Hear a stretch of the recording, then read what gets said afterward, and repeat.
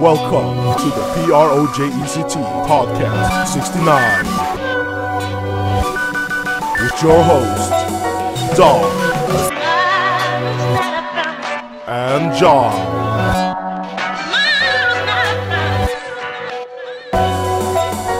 Bring it.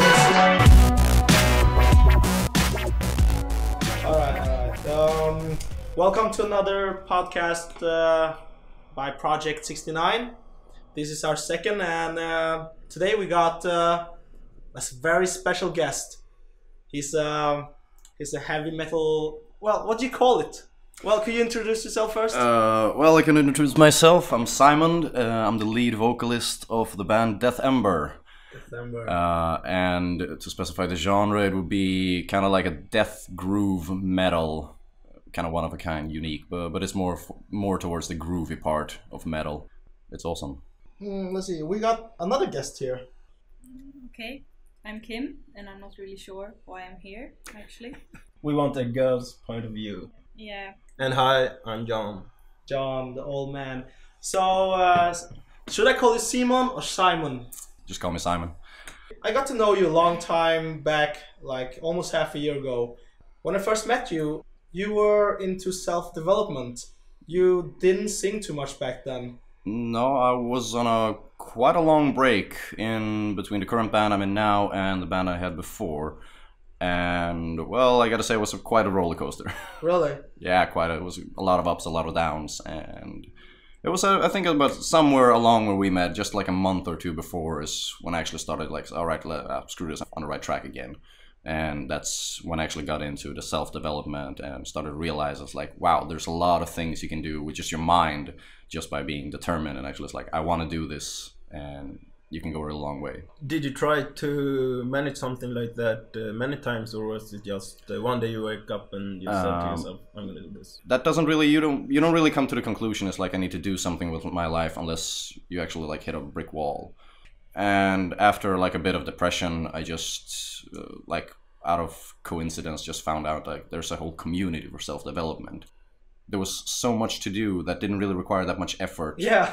It was like everything comes by just simply by doing, and that's why I've been always learning by doing. I've not been good in like reading books and everything. I had to go out and do stuff. I gotta say, for what I see, you developed yourself quite a lot since I last met you. Yeah. I haven't met you for a couple months, and when I first saw you come in here, you look like much more confident. Yeah. Well, like Doc said before, he said that you look almost like another person now. You are more confident. I can really feel this like you're energy. So much happy. Yeah, I can feel the energy. I like when you shake my hand. The first thing I noticed was like, oh, this man, he's really shaking. It's a stronger handshake. Yeah, yeah. That was the first thing I noticed. It's like shaking another person's hand. Well, let's put in there about you have this new confidence. And I think it's good for people to know how a great way to build confidence is when you push your comfort zone. And exactly. I know you have done it like, well, at least two big things. Yeah, like when you are up there singing and thousands of people, it's that is like really pushing your comfort zone. Yeah. And then this another thing called Daygame. Yeah. When you go up to a girl in the middle of the day, just a random girl what that you think is beautiful, and you just start flirting with her, giving her like a compliment. What do you say? You go to a girl, you see a girl on the street, she's fucking hot, you want her, and you go to her and you talk to her. Yeah, you just man up and do it. Is this fucking legal? Hey. Well, anyways, so this is called Daygame. It's been around for a while, and but I think it's picking up pace right now. And we got a girl here. What's her name again? Kim. What did you say? Kim. Kim. So I heard that you got your current boyfriend from like Daygaming. Yeah, is that true? Yeah, kinda. So who gamed who? He gamed me. Really? Yeah. So could you tell us about that? Okay. Yeah, he's ugly friends kinda was talking to my friends, and I wanted to go and eat, so I was on my way to drag my friends from those guys, and he just came up and pinched my cheeks, and then started talking. So what do you think about this? Do you think that he was an asshole or what? No, of course not. He got my number. Really? Yeah. So this shit does No, work. actually, I think I got his number. Oh. Yeah. He played the hard to get guy. That's some next level shit right now. So wait a minute. You got his number. How did you guys? I mean, did he ask you out or something, or did you ask him out? No, I think he added me on Facebook, or I'm not sure. Yeah, actually, I don't think I never asked you for the number because you left, and then you talked to your friends. Yeah, you said to and them that I came back. talked Yeah. to this great guy, and you talked to them. No, actually, yeah, I remember. Actually, It was back when I was worked with nightclubs. And you wanted to get in for free or something like that. You wanted to use me. That was. Oh, you want to use it? Wait a minute. I gotta clarify this out for our listeners. So there's a twist here going on right now. Story twist. Yeah, Kim was here. She was Daygame by guy, and this guy is John. Yes. What the fuck, man? High five! And he's apparently got connections as well, which he wants to use. Whoa, man. No, but actually, you told me a story about this guy. Yeah, background. You worked in a shop called Houdini. yeah, retail shop. And one guy there walked in. Can you tell me the story about that? Yeah, it was actually two guys who walked in, and they were supposed to buy some gear, and I helped them, and then they left. And one of the guys was really hot, and he came back alone, like after. Was he white or? Yeah, he was white. Continue. After like 2 minutes, and walked to the cashier thing, and asked me if I wanted to take a coffee or have a coffee with him. Wow. Yeah, and I think at first I didn't know what to say because I'm with John, but I think he was so brave, and so I gave him my number because he had the courage to ask me. Wow. Yeah, so now you also have the girls' opinions. They really think a guy that walks up to a girl in the day and say what he thinks and flirts with her, they think it's really brave. Yeah, man. but I'm not sure. I would probably sound really mean now, but if the guy would have been really ugly, I don't think I would have given him I appreciate my number. your honesty, though. I would probably say I have a boyfriend or something like that. Yeah. But I appreciate your honesty because that's really Well, I'm not sure that's true or not, but I think you're into something, you know. But It's in my case it's true, but I know girls who probably would have gave their number to an ugly guy. but listen to this. If You it's know, possible. ugly is so If he has fucking relative, right? Because Yes. when you say he was fucking hot, that's like you take it from a physical perspective. But if a guy got this raging charisma around him, Yeah, of course. it's really attractive for a girl, I would say. Well, just to pitch in there is like confidence. Yeah. It shines more than people It just- actually dare to believe. Yeah. Yeah. Well, there's like personal preferences. It's like That's I true. like people like this, I like people like that, and well, unless you're like I don't know, physical deformations, some like facial deformations Of or something. course. There's always gonna be like, oh no, this person is ugly. But if you actually do have confidence and you just like man up and do something and you look comfortable with yourself, Yeah. that's just gonna progress this. I mean, you look better. Well, Simon, tell me about your 30-day challenge. All right, so well, we actually did have the awesome chance of meeting a very known Daygame person or Daygame guy. Andy Yosha! Yeah, exactly. Andy Yosha was here last summer, and he's contributed quite a lot to my inspiring me just about like doing stuff. Because he also had this like kind of glow around him. That's like he projected inspiration to He does, people doesn't around. he? When I Yeah. saw him, I thought he was handsome. Well, People told me he isn't. I found him handsome. What the fuck? that's people are always gonna tell stuff like that. The 30-day challenge would be you set up a goal. Yeah. Like, this is what I'm gonna do. In this case, to me, it was Daygame. I'm gonna say approach X amount of people, not just girls, X amount of people during the day, and just do whatever. Just push myself. I'm gonna push that comfort zone. Yeah, random people that you don't know. Yeah, you go to the town, you go to wherever you want to be, you just walk up to people and you just try to start a conversation. The purpose of it is to get a sense of consistency in it, a flow, to try to develop that like to make it a habit of pushing yourself. And that helped me quite a lot. There are a lot of obstacles. You eventually, after a few days, if you don't see any results from anything, it doesn't matter what you're doing.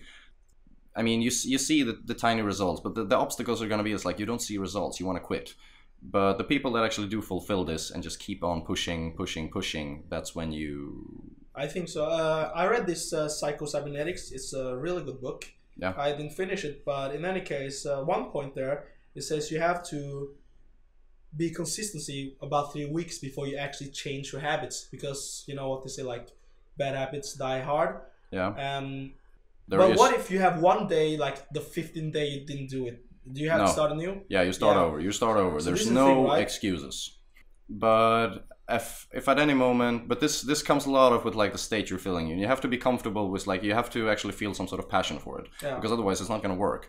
And of course you can always cheat your mind. You can just say, it's like, hey, this is what I want to do. And if you just keep thinking it enough, then eventually this is how you're going to feel. You're going to want to do it. I think so. Fake it till you make it. Exactly. Fake it till you make it is probably one of the best quotes I've heard up to date. I mean, if who's gonna believe in you if you don't believe in yourself? Right. True. I mean, I wouldn't believe in someone if they don't have any faith in themselves. Yeah. And you always have doubts, but you're just gonna like learn to chew through, just like push them aside. Yeah, it's a little bit of frame there. Yeah. You have this frame that you are this awesome guy, then they're gonna believe it. Exactly. And you can put it in like everything, especially in Daygame. Yeah. When you walk up to people, and if you have this strong frame that this is normal for you, and and it's nothing weird, it's just what you do, and because you think she's hot.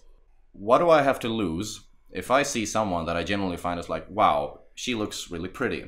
What do I lose if I go up to her and say, hey, sorry, I saw you walking by, I just had to stop you and say, I find you really attractive, or I find that you were really pretty, or you look really nice, or happy, or whatever. Just your smile makes me happy. And if she's gonna be like, who's this weirdo? That's probably because, well, I wasn't in a proper state. I was just kind of shaky or nervous or something. Then I'm gonna come out as creepy. But if I just like go up relaxed and give a genuine compliment, the worst thing that's gonna happen is she's gonna probably say, like Kim said, maybe if I'm not her type or something, she's gonna say I have a boyfriend, but she's gonna say, well, thank you, because I actually made someone's day better. Yeah. That person may have just lost their job or something. I don't know. And even if you lose your job and a random stranger comes up to you, because if a friend tells you after I had a bad day, it was like, but hey man, you're really pretty, you look good, you should go out and like meet people. Nah, you don't really put any value to that. But if a random stranger stops you, if you're standing on a train or on the train and a random girl walks up to you and is like, hey man, I don't know who you are, but you look really handsome, you're gonna be happy for a few days. I'll be really happy. You're gonna be happy for days. Happy. Exactly, because that's like I might go to jail. Yeah, that's the guy versus girl thing. But just like flipping someone's sad smile to a happy smile, I feel good about myself doing it. Having contacts that might help my band. She might have, I don't know, she might have a million awesome friends. She might have a boyfriend, but she still might want to hang out. Yes. And just also the kind of like adrenaline rush you get by just like doing it. This is not socially acceptable. Your comfort zone. I had this question, like you talk about frame a lot. Could you explain that as well?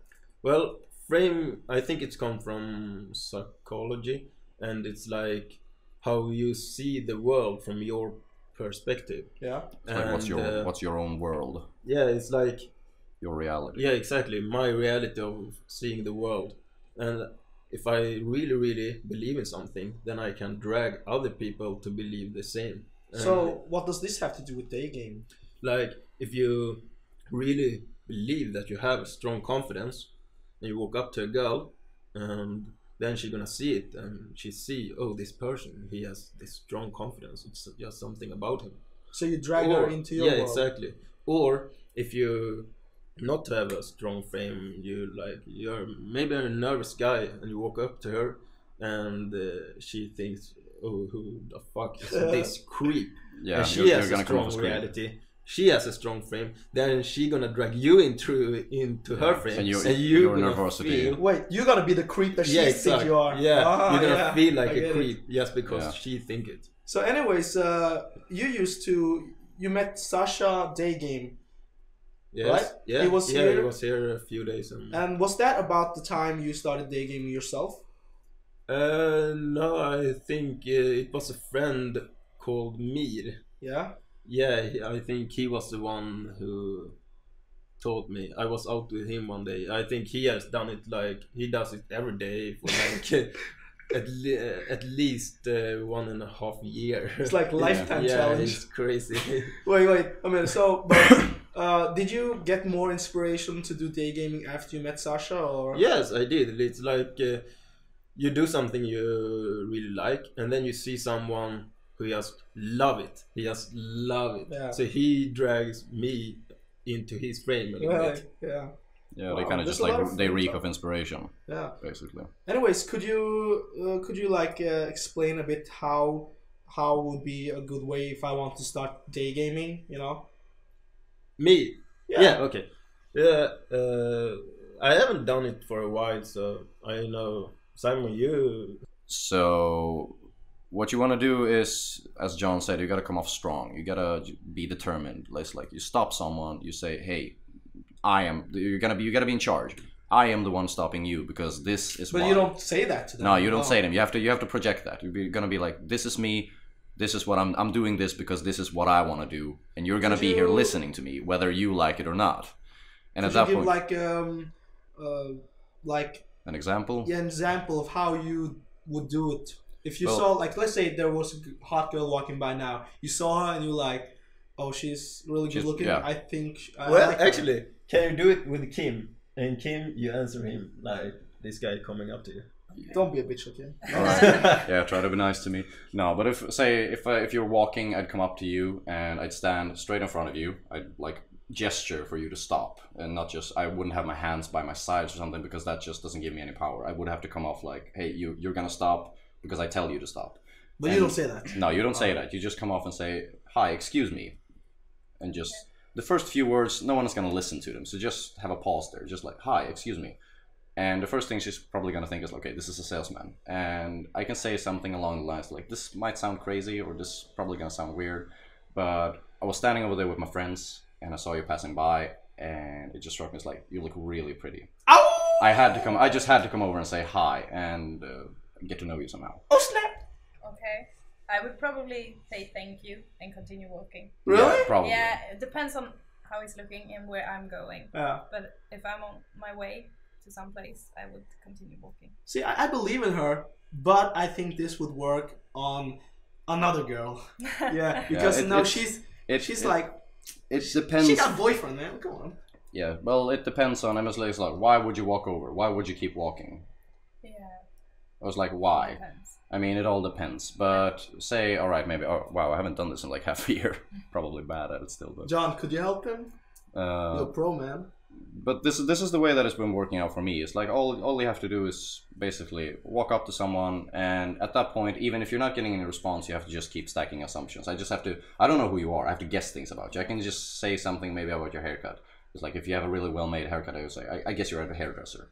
I would say stacking. like Simon said, like something. Hi, I just saw you from there, and I just came here. I don't say really. that you look really good, and then I would stack assumptions. Right? Yeah, exactly. Just try to guess something. Look at her and like if she have a special jacket, I would comment on that, or if she have a special hairstyle, I would comment on that. So when you say that you want to walk away, then I just take charge again. I put her into my frame again and keep talking about something.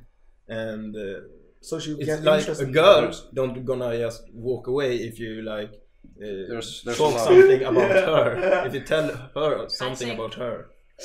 It's better to compliment my hair or my jacket, because I'm not saying I'm a beautiful girl, but you are. But if a beautiful girl, she gets to hear she's beautiful. Yeah. A lot of times. In the day. Yeah. In the day. Yeah, in the day, it might be different from person to person, but it's as you say, if you pay attention to smaller details, because if you ever come across someone and you stop someone and you don't know what to say, everything is right in front of you.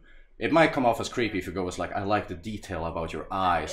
They shine so pretty. That's kind of creepy. No, just go as like, I like the way you dress. It's be honest and direct, John, right? He commented on my cheeks. Yeah, or just be direct. You can just like be. It all depends on your style. I'm not the kind of like touchy-feely guy that goes like grabbing people straight away. That's not me. And if I come across and do it, it's like hey you.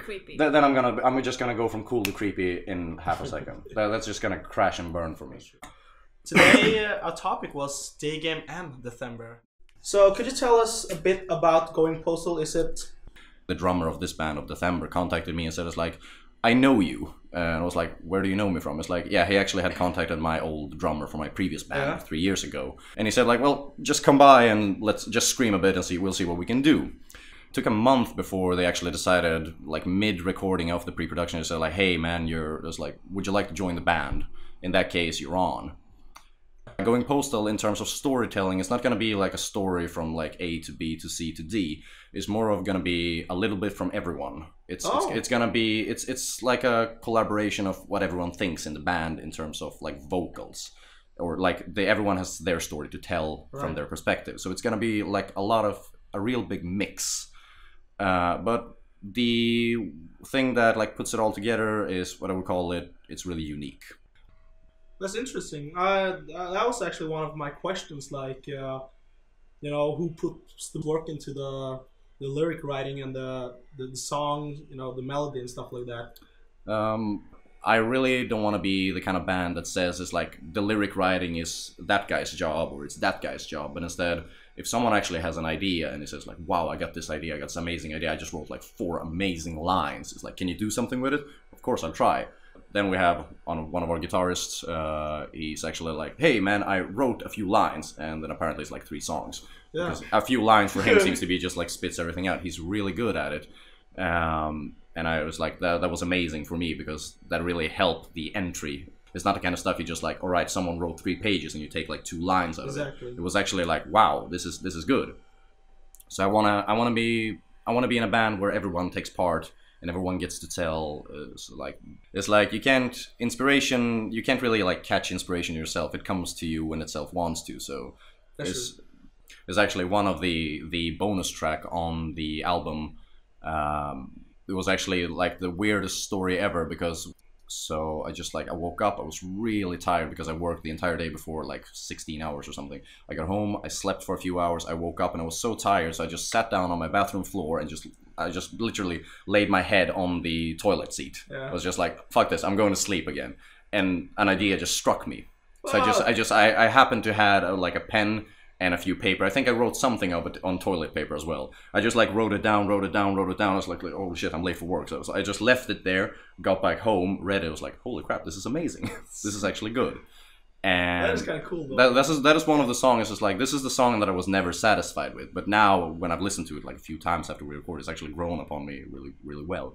And that's like a fun story because that took me about 10 to 15 minutes to write an entire text. You used to have a job, or do you still have a job? I still have a job. So how does this fit into your schedule with your singing and stuff like that?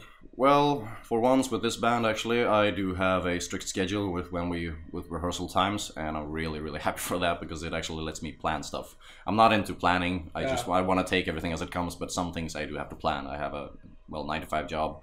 I have to plan it in. For your fans in Indonesia, do you mind telling them what your work is? Except being a fucking awesome singer, of course. Yeah, my work otherwise is, well, I work with networking, I work with computers. Oh, that's what I do. He's an IT nerd. Exactly, see, I'm a nerd, basically. I'm a certified nerd. Are you a Redditor as well? No, I'm not. I am... That's my one thing that I'm really, really, really bad is social medias. I'm terrible at that. Fortunately, I got a great crew in my band backing me up. Everyone else they're doing their really great job at both Facebook, Twitter. That's cool. You can find us everywhere. You can find us on Facebook. You can find us on Twitter. You can find us on Instagram, YouTube. Okay. I got another question. Like, what song? Like, how many songs do you have in your upcoming album? The album is 10 tracks. With an 11th bonus track, which is gonna be exclusive to people who actually buy the physical X. The hard copy, yeah. The hard copy. Anyways, what I want to know is like, do you have a favorite song to perform? I have one favorite song that we're not playing right now. Oh, you can't say it? It's not. No, I can't say it right now. Well, I don't know. I think it's been released, the track list. But out of the 6 songs we're playing 3 songs from the old old album. It's from the old EP called Flatlines. And from the new album right now we're playing Spirals.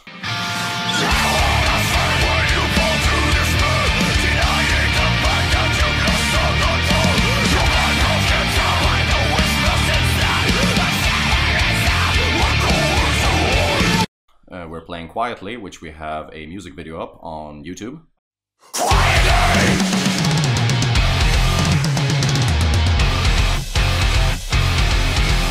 Yearning for something to happen, yearning for the sound of no terror.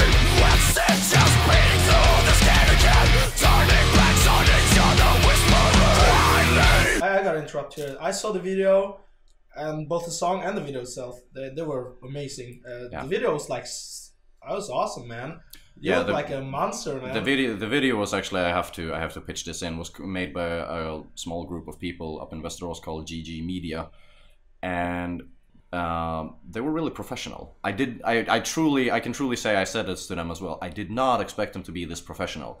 And the amount of work they put into making the video, I think we actually do have a making of the video on our Facebook page, but the amount of work they put into this, with all the cameras, with the lights, with random boxes, and they had everything planned. But we're playing, that's one of the songs we're playing, we're gonna link you to the video as well, and we're playing a song called The Deprivation. Within the blade, on you to nature unfolds, falls are beating, on the innocent soul.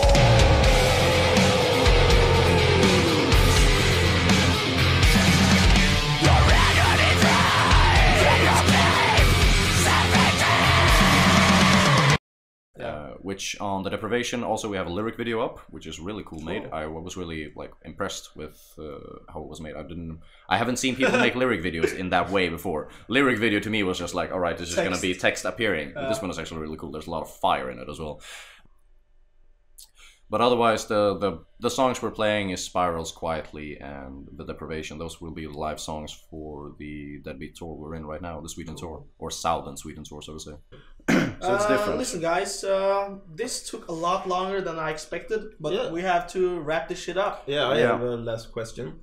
Simon, we know what you love, is singing, and I wonder how this affects you, all other areas in your life, and how important do you think it is that you have something in your life that you really love to do? The greatest importance of having something you love in your life is it keeps you going.